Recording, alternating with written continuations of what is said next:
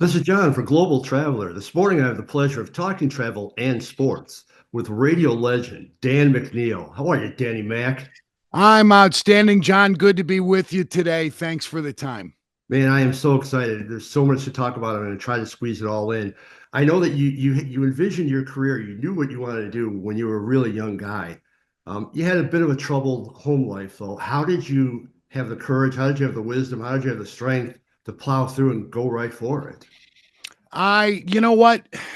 Sometimes there are people who appear in your life that make you believe in a higher power. And that certainly was the case with me. I didn't have a real stable home life as a young man. And I had coaches and teachers who lifted me up and gave me self esteem, helped me find self esteem through writing for publication with the high school newspaper, through playing high school football at a fairly high level back in 1978 when the chin straps were still leather. But I was lucky in that regard, and I got some good education at Ball State. I had a lot of people who guided me along the way and made things happen for me. It was hard work, sure, but there was a lot of luck involved and a lot of generous people. When did you know that you had made it, or at least that you started to make it?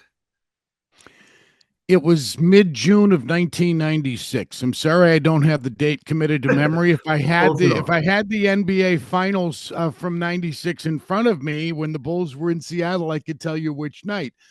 I was almost 36 years old, almost 35 years old in June of '96 when we were brought. It was the fifth year the Score was on the air. The Chicago's original sports station launched in January of '92, and we went with the Bulls in the finals in 92 to Portland, 93 Phoenix, Seattle 96, and both Salt Lake City stops in 97 and 98. But we were in Seattle and had a good few days of shows and was holding court in a hotel bar with Dan Patrick and Brent Musburger and Mike Tirico and a bunch of Score guys and a few ESPN guys, and they wanted to hear my Chet Kopic impersonation because all of them knew who Chet Kopic was.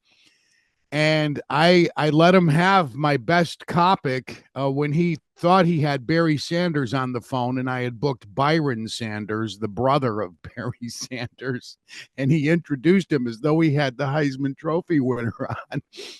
And I had those guys in stitches, and my head hit the pillow that night, and it occurred to me maybe I made the right decision. But there was a specific moment of occurrence when I thought, I can exhale now. I think I'm okay at this. I was almost 35. Well, I would say you certainly were well beyond okay at this. You were, as I said, you're a radio legend. You were one of the pioneers of Chicago sports radio, sports talk radio, at least. Now you transition more into podcasting. What kind of challenge is that? How different did you have to make your show, or did you not? Is it the same? It can't be the same. You don't get a chance to vibe off of people other than the guest. You have, no co-host. It's pretty much Sermon on the Mount unless you have a guest and there's an exchange that way.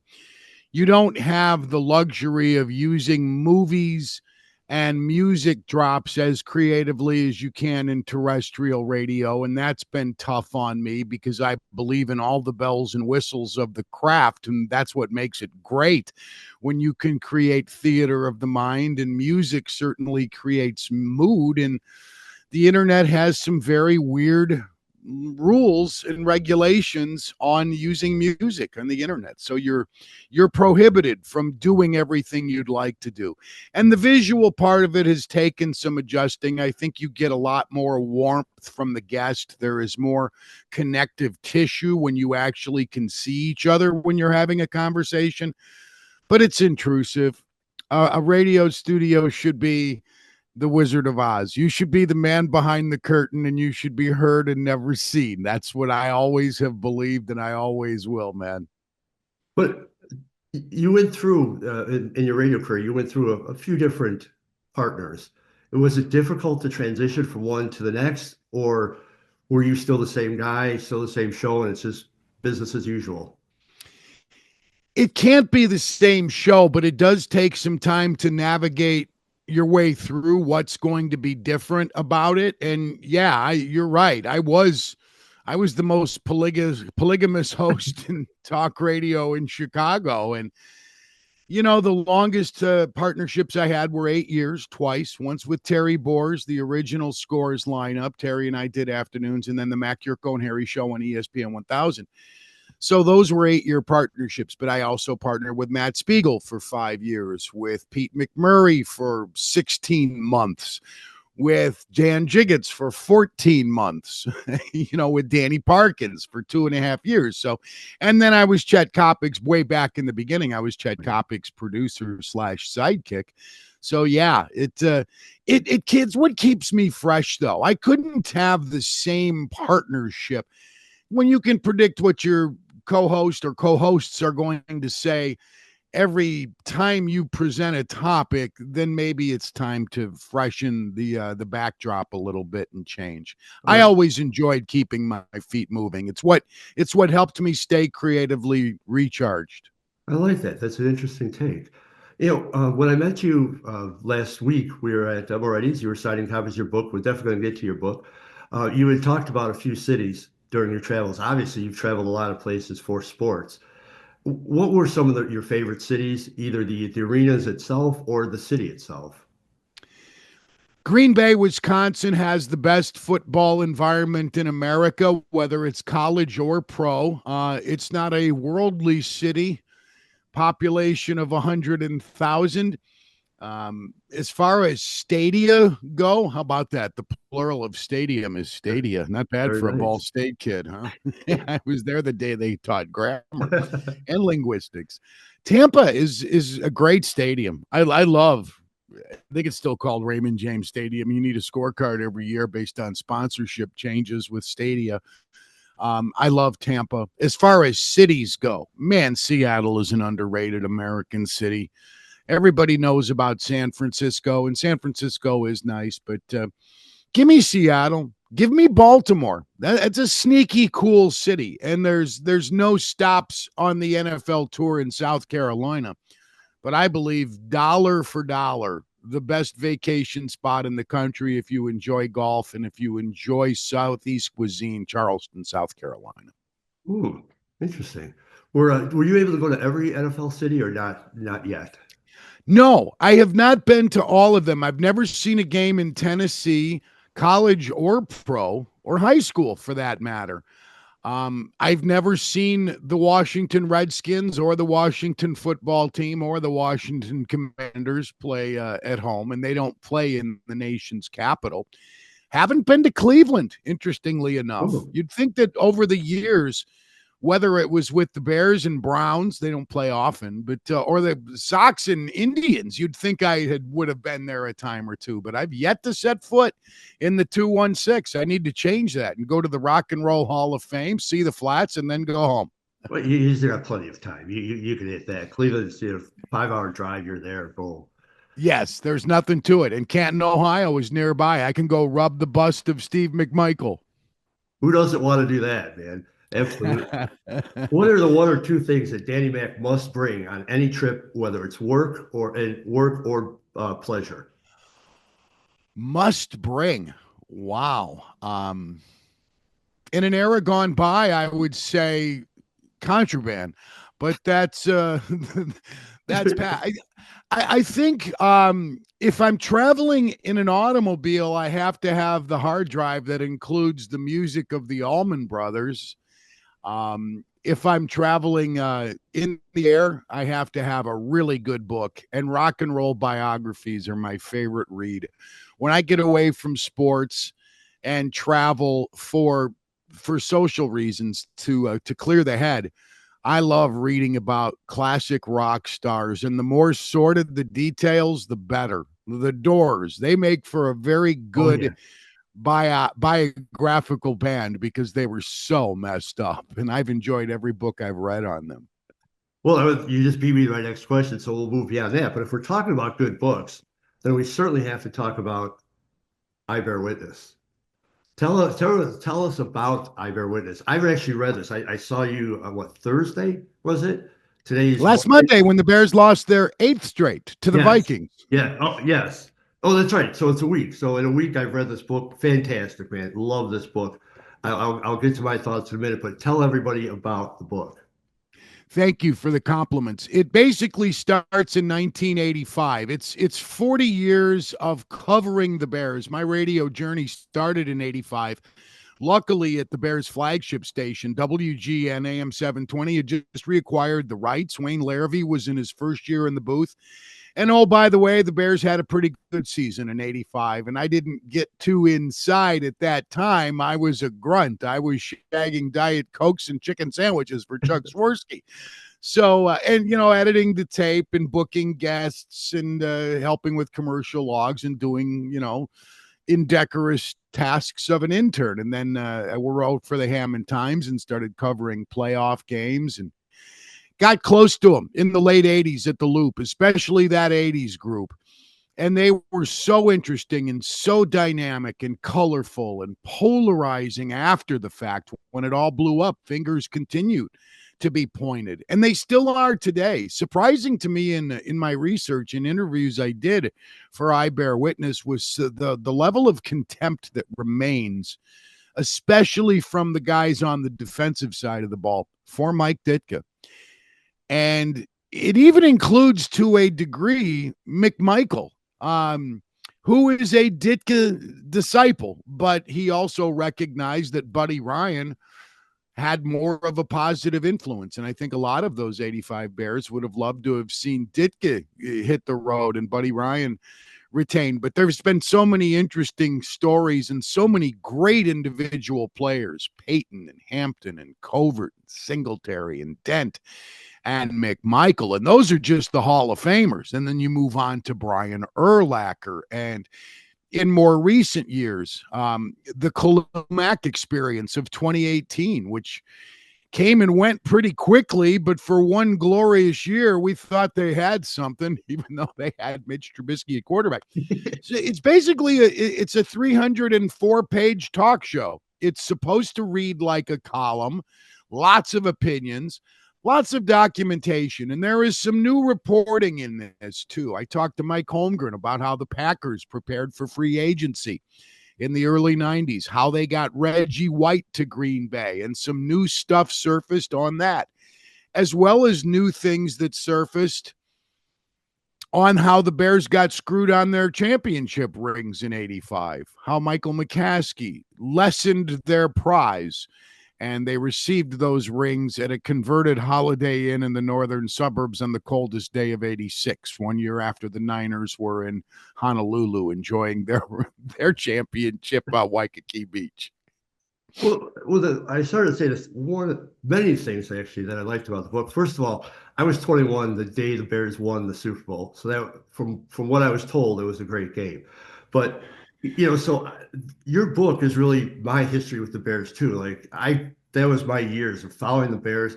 And then you talk a lot about some of the Loop station personnel. I used to listen to that all the time. So this is really like charting my life through your eyes, the same thing. And I love that you don't sugarcoat stuff. It's out there. You don't necessarily sensationalize it, but you put it out there. There's a lot of new stuff in here. It wasn't just recapping the Super Bowl run. So these are the things that I really loved about the book. I love the names, the little backstories, like you said, the new information from Holmgren, all that stuff. This is a must, really, for any Chicago Bears fan. That's very kind of you to say, John. And that's exactly what I was hoping it would be for guys about our age. And we're very close in age. I think if you're 55 and over, that's maybe even 50 and over. Anything that goes back to as far back as 85 is going to be something you're going to feel strongly about. And I know younger guys, some of them are, oh, here we go on the 85 Bears. Well, until they win another one, that's not going to change. That's reality. But number two, there are some interesting stories about the history of the Bears and some of the greatest players. I tried to make it relevant. I tried to work in the present. I did include the first month of this season. At least I got their rocky start. Right. And I went to school with a guy named Rocky Start. In the book, and didn't have the Shane Waldron firing, but had his bad start to the year, had Eberflus's mistakes chronicled, because I thought all summer, as optimistic as I was, as everybody was, this team was going to struggle to overcome its head coach. That's a difficult handicap in the National Football League. Yeah, totally. Now, in writing the book, and after it's done, you see the final product. Are you able to look back at, all humbleness aside, you've had a fantastic career. Are you able to look back and kind of appreciate everything that you've accomplished? I, you know, I will when I read the book in its entirety one more time. I haven't, because until you actually have it in your hands, it's not a book, it's just data. This is a book. I have it. It's a tangible product. I can take it with me. It's a companion. It's not just data on a phone or an iPad.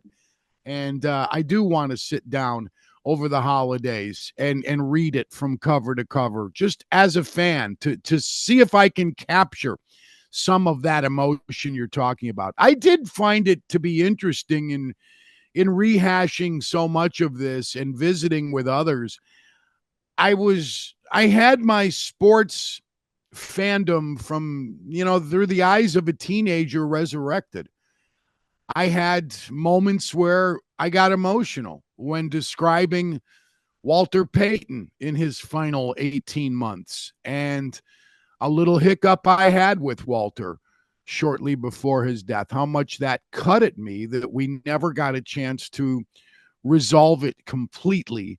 And one telephone conversation where, that was pleasant, contentious, but pleasant at the same time. But he got sick and passed. And so many of these memories are fond ones, but there's also a lot of heartache because art, if you want to call sports art, imitates life, and life doesn't go on eternally for anybody, at least not here. And for those of us who are baby boomers, we're watching a lot of our heroes of our youth pass away lately. And Mike Ditka is not in good health.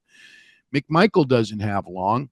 Misty McMichael told me that last week, that some doctors didn't expect him to see the first of the year.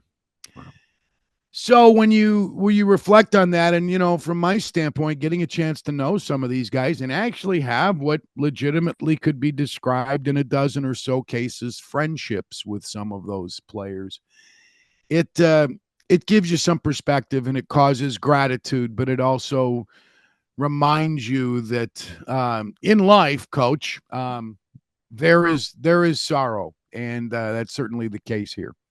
Was there anything you learned about yourself through the writing process? That was a big part of it, because I think, when I turned right around 50, and I think a lot of guys go through this, and women too, regardless of the profession, there comes a time for most of us where we say, man, when am I going to just put it on cruise a little bit and enjoy these golden years, which start, by the way, a lot earlier than we were told when we were young.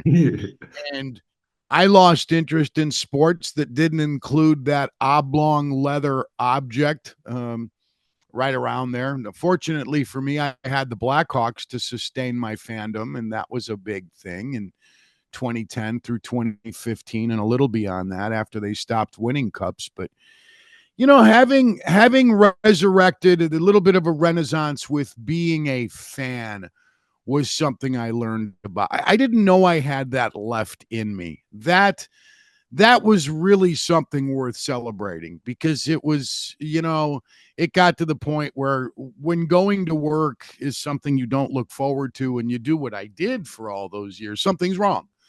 Right. But every time I sat down with I Bear Witness, it rejuvenated me and it refreshed me. Well, I love the book for those reasons. I always viewed you as a fan and a journalist, a combination of both, the best of both worlds. There's a lot of guys out there that just seem to be doing a job. You seem to be doing a job that you really love. And that came through to the fans who listen to you. I love listening to you for all these years. I love the books. I also have to applaud you as a father. I am not a father, but as watching you and how you are with your sons, It's really heartwarming as a fan of yours. So before I let you go, tell everybody where they can find I Bear Witness. I Bear Witness is published by Eckhart's Press, which is local. Eckhart's is spelled ECKHARTZ at eckhartspress.com. And if you probably hit the backslash I Bear Witness, it would take you right to it. But the site is easily navigable. And it's $25. You can't get it by Christmas at this point. Christmas is over. You missed it. But you know what? Some Bears fans need a refractory period after a 9-game losing streak. So maybe this will be more fun to read, like starting the bye week between Championship Sunday and the Super Bowl. Eckhart's Press, or if you want to follow me on Twitter at Danny Mac Show, I have a pinned tweet that will take you right to the link. And the same is on my Facebook page. I don't do Instagram or TikTok or Mishmash or Slurpee Time or whatever the other ones are called. There's two of them is enough for me, Twitter and Facebook. But you do a Danny Mac podcast, which is awesome. Love the podcast. And you also do a lot of appearances signing your book. So if you're in the Chicagoland, Indiana area, check out one of his book signings.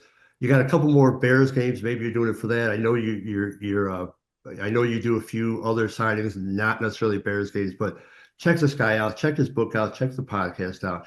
Danny Mac, it's really been a pleasure, man. I followed you for years and I really appreciate it. John, thank you for all the kind words. And I truly appreciate that from a longtime listener, especially a guy who goes back as far as you do to the days at the Loop when we had quite a thing. And I was a guy at the back end of the bench, but man, you talk about 3.5 great years of my life, 88 through the end of 91. Just absolutely spectacular. So thank you for the kind words about the book. I'm glad you enjoyed it, and I hope others will feel similarly. I think they will if they give it a chance. I have no doubt, sir. So Dan, have a happy holiday season, and we'll catch up in a little bit. You got it, man. Thanks, John. Thanks, Dan.